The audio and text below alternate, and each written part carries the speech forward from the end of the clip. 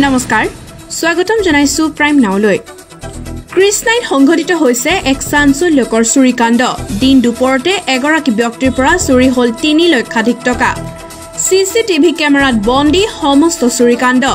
জানিব পৰামতে কৃষ্ণাইৰ পাখিৰিগুৰিৰ ক্ষুদ্ৰ ব্যৱসায়ী নাছিৰুদ্দিন আহমেদে বুধবাৰে নিজৰ ইউনাইটেড বেংকৰ একাউণ্টৰ পৰা 3 লাখ টকা উলিয়াই লাকি প্ৰেছলৈ যায় কিছু সময় পিছতে লাকি প্ৰেছৰ পৰা নিজৰ দুচকীয়া বাহনত উঠি নাছিৰুদ্দিন যাবলৈ ধৰে তেনে সময়তে এজন লোকে আহি নাছিৰুদ্দিনৰ বাইকত থকা টকাৰ বেগটো লৈ পলায়ন কৰে লগে লগে এক হাহাকাৰ পৰিবেশৰ সৃষ্টি হয় কৃষ্ণাইত এই সমগ্ৰ চুৰিকাণ্ড লাকি প্ৰেছৰ সন্মুখত থকা সিসিটিভি কেমেৰাত বন্দী হৈ ৰয়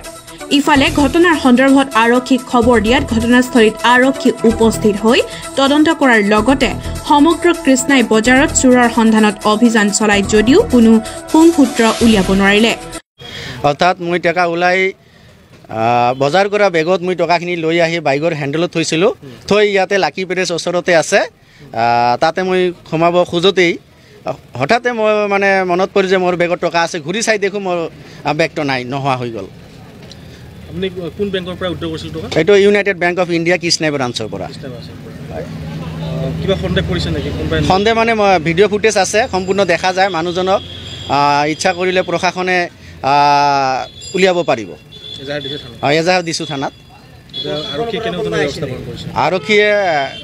নিশ্চয় ব্যৱস্থা ল'ব বুলি মোক জনাইছে অহাকালি মোক যাব দিছে তদন্ত কৰিব বুলি মোক কৈছে হয় বাইকৰ হেণ্ডেলত থৈছিলোঁ মই বেগত আছিল এইটো নিঃসন্দেহ নহ'লে গম নাপাব কাৰণ যিখন বেগ আছিল এইখন শাক আঞ্জা মানে কঢ়িয়াই নিয়া বেগ আছিল মই সন্দেহ হৈছে যে এইটো বেংকৰ পৰাই তাতে মোৰ পৰা হয়তো ফ'ল' কৰি আহি মোক পিছে আহি ইয়াতে মোক এক চক্ৰান্ত মূলে মোৰ পৰা মানে এনেকৈ পইচাখিনি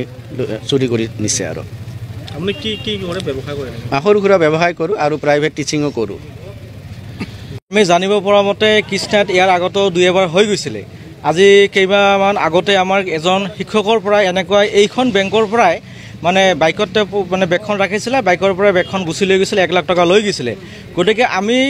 প্ৰশাসনক তথা জিলা প্ৰশাসনক আমি দাবী জনাইছোঁ এই ধৰণৰ যিটো এটা চক্ৰ আছে যে এটা চিলনি চোৰৰ দৰে যে মানে মানুহৰ হাতৰ পৰা লৈ যায় বা বেংকত আহি ৰখি থাকে তেওঁলোকে মানুহৰ পইচা উঠোৱা দেখা পালে সেই পইচাটো কি ধৰণে তেওঁলোকে পলিচি কৰি লৈ যায় এনেকুৱা ধৰণৰ বহুত ঘটনা ঘটি আছে আমি আৰক্ষীক দাবী জনাইছোঁ অতি সোনকালে এই চক্ৰটো গ্ৰেপ্তাৰ হ'ব লাগে নহ'লে এনেকুৱা ধৰণৰ ঘটনা হৈ থাকিব আৰু নিৰীহ মানুহৰ গৰীব খাটি খোৱা মানুহে তেওঁলোকে পইচা সাঁচি বেংকত জমা থয় তেওঁলোকৰ পৰা এনেকুৱা ধৰণৰ পইচা হুৰলুকি হৈ থাকিব